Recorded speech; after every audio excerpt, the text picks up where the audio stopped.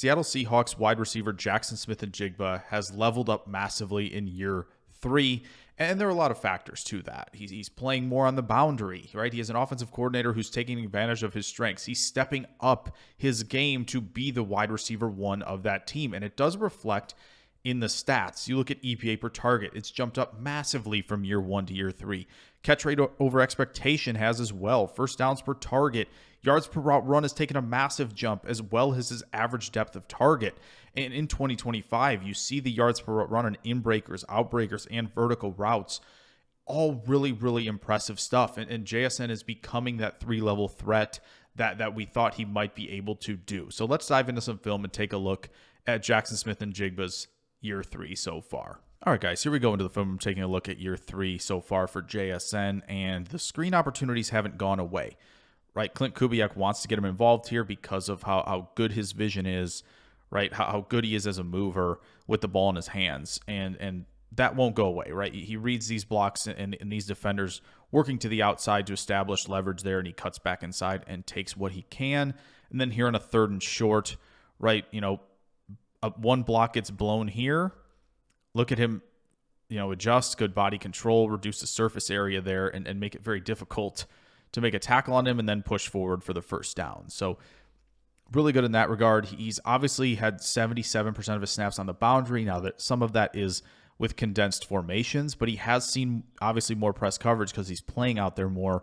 And so here, just a jam against Tampa Bay. And obviously this corner is playing outside shade, but he does a good job staying in rhythm, right, with that jam attempt to be in the spot where he needs to for Darnold to hit him there. And I do think the release game, you've gotten to see more from him now because, he has opportunities out there, right? Little shuffle to the outside and plant and go. Like, that's quick footwork, and he's planting and going as that defensive back is still hopping in the air to match him. So it's good to see that. And here against Arizona, you saw a couple great examples of just, again, quick jab to the outside, and then we're into that route immediately. And cornerback's already stumbling because of how efficient his footwork can be. And then same thing down here where, he's diving to the outside initially, cuts back inside, swats through the contact, and look at how much space he generates, gets two guys to run into each other. He's given himself a ton of separation and a ton of space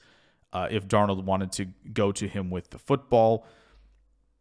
And then I think, just a good understanding of route depth, which has always been a positive for JSN, but you see him get these opportunities on the boundary to show it, where press vertically, look at the gear down ability, exactly where he needs to be with this defender, occupying or working to the flat route. So again, just the details to JSN's game are really impressive. The gear down ability you're going to see here, right, just leaves the corner in the dust with how quickly he can get in and out of route break transitions, which is important. And because he does a great job with the pad level, right, staying low, treating this as a vertical route, the ability to gear down in an instant, he is wide open.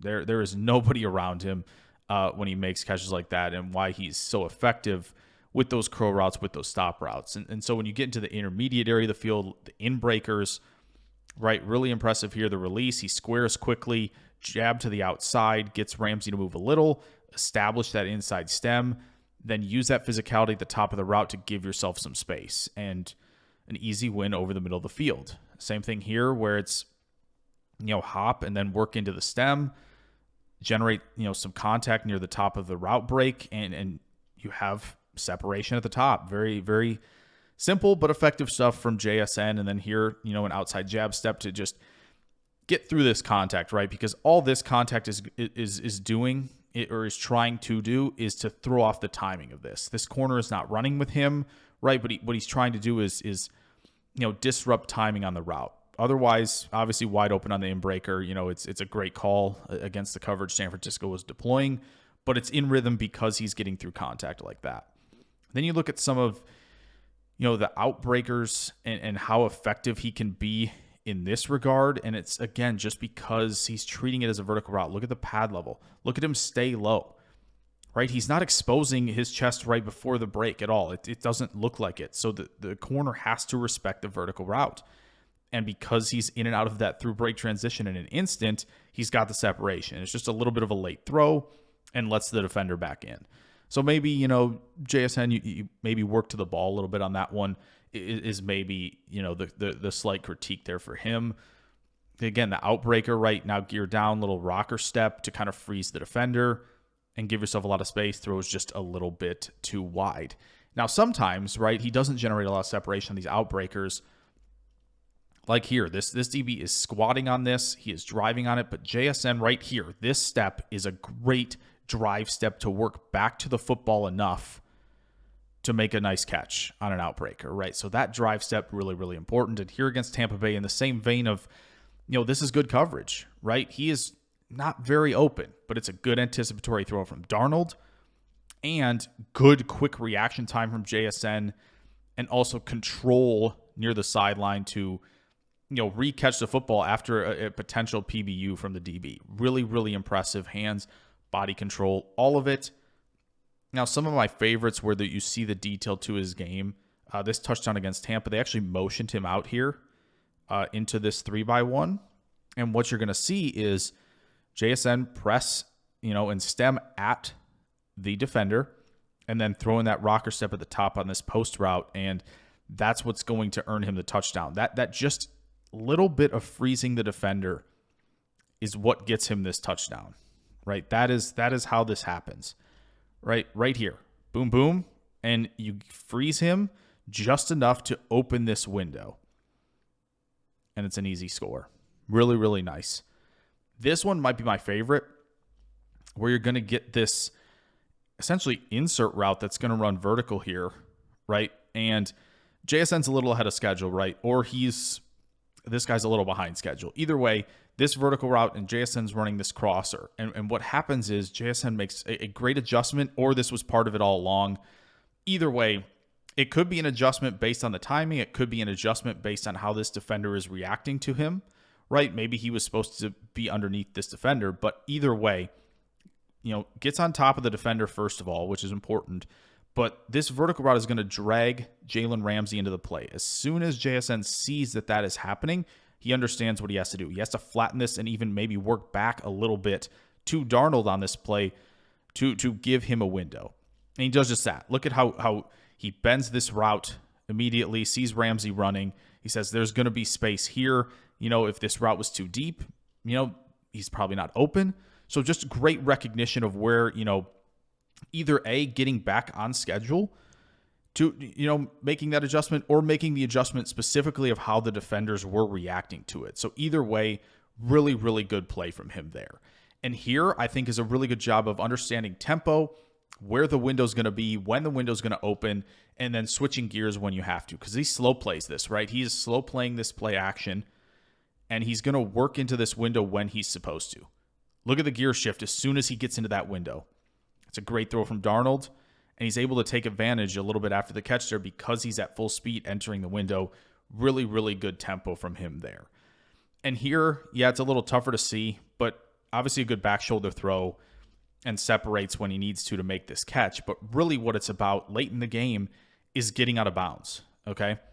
And he does that. He does a great job of stretching out and getting out of bounds before he's down to give Seattle extra time on the clock to make sure they get to set up for that field goal. Now, vertical routes, how he's been in the vertical game, it's been impressive. It really has. And what this is going to look like is here, corner turns, and that's where he wants him, right? Now you make that pressure step to the outside, guide him where you want him to go, and then snap that back off to the inside on the post. And a couple plays later, he's rewarded with the post. One, he gets the defender on the back hip, which is where he wants him. He's also working that stem a little to the outside and taking advantage of the flat-footed safety here and just running by him.